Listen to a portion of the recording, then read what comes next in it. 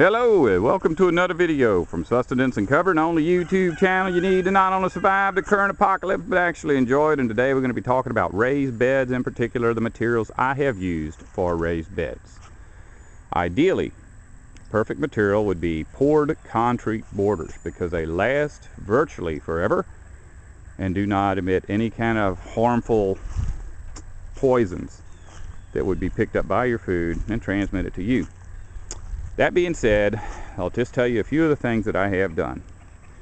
One is untreated lumber because I was worried about poisons. And you can see what happens. And the bad news is this is only 3 years old.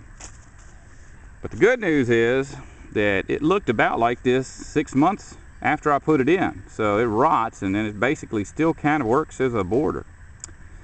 Now the next box you're going to see is pressure treated lumber. However, it is not the old style pressure treated lumber which contained arsenic and was extremely deadly.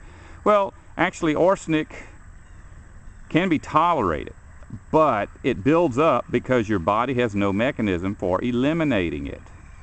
So if you get it in you, it's in there forever, and if you get enough, you die. But this is a new type which does not contain any heavy metals such as arsenic, but it's made to keep bugs from eating it, so it's poison. There's no question about that. No argument that it's bad for you.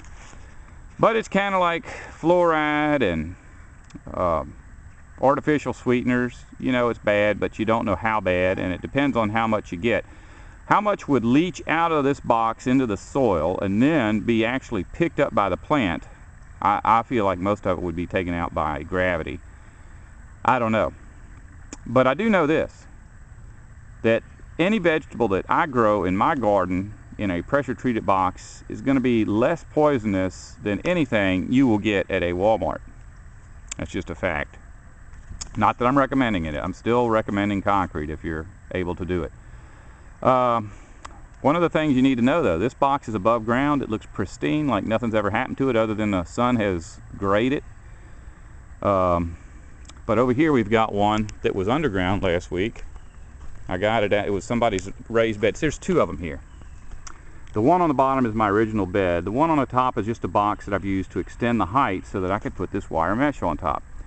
Well, if you look at it, and I don't know how much detail you can pick up with this camera, but this is termite damage, and this wood is just about as bad as that plain old untreated pine. Now it's been about 2 years underground, and it's still stable enough for me to move it around without it falling to pieces. But you just got to know that if you decide you're going to put raised beds in and you're going to use pressure treated lumber, it is not a forever solution.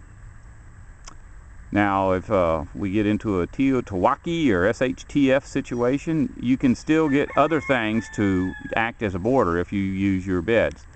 It'll just have to be things from out of the woods.